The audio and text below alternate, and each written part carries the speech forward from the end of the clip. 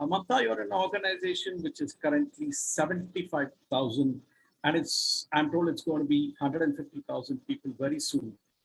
Now, you're known as a people leader. So tell us, what is it about people that you have discovered that helps you bring out the best in individual as well as the best in teams? Mamta? Thank you very much for that, Arti, and enough has been said and about this topic.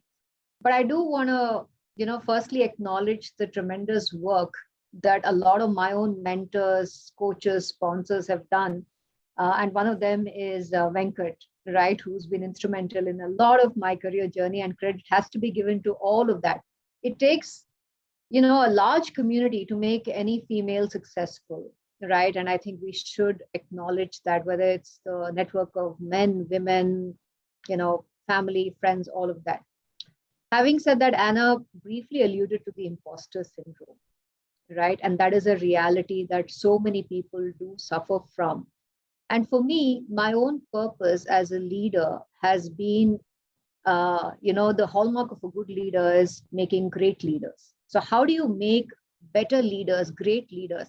And it goes back to helping identify what people are good at and giving them that confidence to get over that imposter syndrome, right? I think that's a very important one, to get more women into the workplace, to get more women actually climb up the ladder and realize their own potential, leadership potential.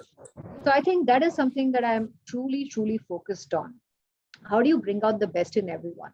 How do you share platforms with other women, encourage them? How do you amplify the voices of women whose voices are not heard simply because they lack the confidence?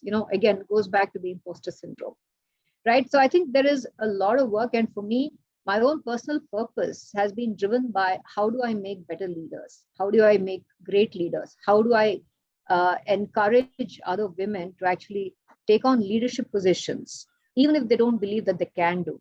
Sometimes it's just a matter of, a right word, the right amount of confidence being given at that right time when it matters the most, right? Someone sitting in a corner surrounded by a bunch of very senior people. The person may have a lot of great ideas, but so hesitant to speak.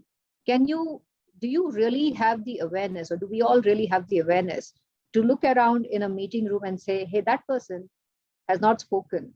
Let's hear what he or she has to say, right? It could apply equally to men. I've seen a lot of young men really get very nervous, right? And when you start encouraging men, they start to encourage other men or women, right? I mean, if you remove the generational, the gender boundaries, I think it applies equally to everyone. So for me, the whole point is to help people realize their own potential and to give them the confidence to say, it's okay, speak your mind out. You might be wrong a few times, but hey, all of us make mistakes. That's all right.